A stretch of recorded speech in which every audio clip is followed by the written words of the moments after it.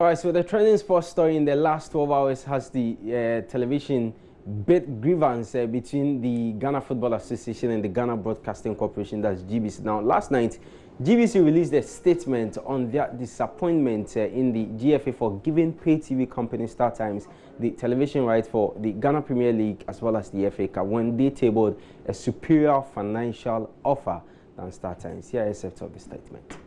The Ghana Broadcasting Corporation put in a bid which we are certain was superior to what the StarTimes is said to have submitted. As published on the GFA website, StarTimes offered to pay $5.25 million US, which comes up to $1,050,000 annually, whilst GBC made a financial offer of $1,100,000 annually. It is for this and other reasons that we received the news with disappointment and shock. Apart from the GBC superior financial offer, we thought the Premier League and the FA Cup content would have been treated like a national treasure and given to the national broadcaster and a consortium of local broadcasters. GBC wishes to put on public record that the national broadcaster and the local TV consortium have been treated unfairly and unjustly. The GFA decision will gravely impact on Ghanaians' access to the Ghana Premier League and the FA Cup live games on free-to-air broadcast. Well, so the Ghana Football Association, after some few hours, also released a statement clarifying why they ditched GBC for StarTimes. Now, Sarabedi Akon has details in a GFA statement.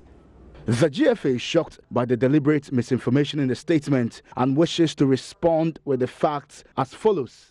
The first 2 points talk about the history of the bid, the date the FA invited bids, and the second point talks about the deadline. And from point 3, they state that at the end of the bid deadline, GBC had submitted 2 different bids. The first bid was free-to-air TV, exclusive media rights, digital rights, and radio rights for the territory of Ghana for 4 years at a proposed fee of 8,800,000 Ghana cedis, 2,200,000 Ghana cedis per season for all the 5 GFA competitions named above. The second bid was for exclusive media rights for Ghana and Global for 4 years at a proposed fee of 10,200,000 Ghana cedis, 2,550,000 Ghana cedis per season, and a fee of 200,000 Ghana cedis for radio, 50,000 per season. The GBC bid also had conditions attached to the bid, among them a revenue share on any title sponsorship that the GFA secured for its competitions. GBC wanted 20% share. The GFA bid evaluation team had a meeting with GBC and informed them that none of the 2 bids they submitted met the valuation of the GFA. At the same meeting, GBC was told they were third in the GFA's valuation. However, the GFA, in the light of that, has made the highlights of the Ghana Premier League and the FA Cup non-exclusive in order for GBC to benefit from it. It was at this meeting that GBC representatives indicated they would consult their bosses and revert to the GFA. On January 2, 2020, GBC emailed a third and fourth bids. Note that these were long after the deadline of the bidding period, which ended at 5 p.m. on December 10, 2019.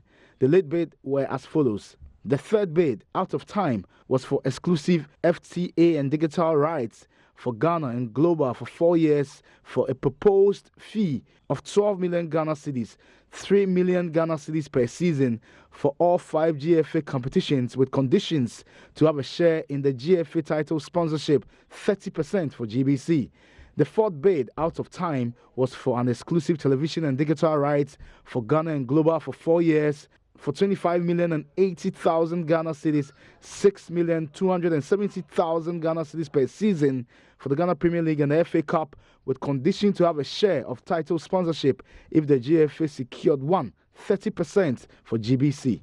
It must be stated unequivocally that evaluation of bids is not only about financials, but includes all conditions such as those GBC stated in their proposal, such as 30% share GBC wanted on all title sponsorships. Of utmost importance is the fact that the net value of the bid of GBC was actually lower than the amount quoted in the bid because of the proposed revenue share of the title sponsorship. Example, should we activate that clause on the MTN FA Cup title sponsorship amount?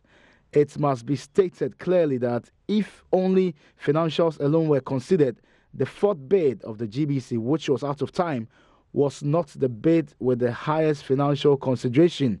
Two other proposals were higher than GBC bids, but other conditions, due diligence, affected those bids. The GFA, having gone out of its way to make the highlight show non-exclusive for the benefit of all television stations, does not deserve the deliberate misinformation issued by GBC.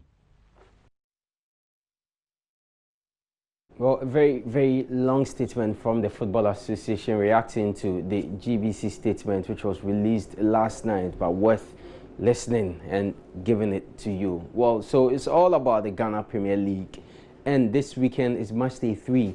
So we're going to go through the fixtures, matches to expect. So we'll start on Saturday with the big one at the Karindorf Park in Dansoman, where Liberty Professionals will take on Mediema SC, and then on Sunday the matches will flow and come thick and fast. So Accra Hearts of Oak are back to the Accra Stadium to see if they can get their first win of the season when they play against the Busuan Dolphins. The Diana Stars will be hoping to make it back-to-back 3 wins when they host King Faisal in Doma. Sante Kotoko also hoping to make it their 3rd win of the season against Chelsea in Kumasi, and then Ash Gold will be at the Obuasi Clay Stadium to play against 11 Wonders. We also have Bichim United Great Olympics, Dreams FC Legon Cities, and then Karela will take on Interlights with Omina Shakti and Omina. They will play host to Wafa. Well, away from the Ghana Premier League, the English Premier League is back after last weekend run of matches in the English FA Cup. And of course, big games to look forward to. League leaders Liverpool will be hoping to extend their lead, and will start tonight with Sheffield United up against West Ham United. And then the matches will come in on Saturday. So Saturday games, Crystal Palace, early kickoff with Arsenal. And then that will be at the Selhurst Park. Chelsea will play Burnley at Stamford Bridge. At the Goodison Park will be Everton, Brighton and Hove Albion. And Leicester City will be at the King Power Stadium to take on Southampton. Manchester United at Old Trafford. Norwich City, Wolverhampton Wanderers will be at the Molineux Stadium to take on Newcastle United. And the big one, of course, on Saturday night will be the game at the Tottenham Hotspur Stadium, where Spurs will take on league leaders Liverpool. And on Sunday, 2 matches will be played. Bournemouth, Watford, Aston Villa will come up against Manchester City. Well, last night was the second semi-final of the Spanish Super Cup in Saudi Arabia, and was between Atletico Madrid and Barcelona. And Angel Correa scored late on as Atletico Madrid stand Barca 3-2 in Saudi Arabia to reach the Spanish Super Cup final.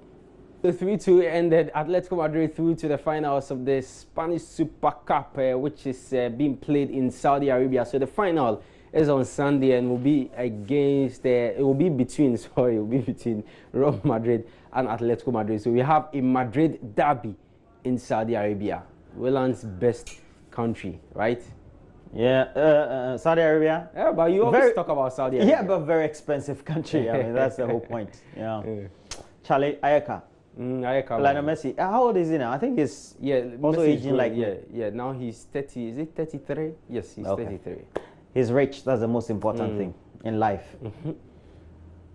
Well, we have to tell you about what we have going next for us, and it's about our relationship segment. The discussion, it's going to be exciting, and Dear AM is coming up. Stay with us. Dear AM, I have fallen out of love with my wife, and I do not know what to do about it. See, my wife hasn't wronged me.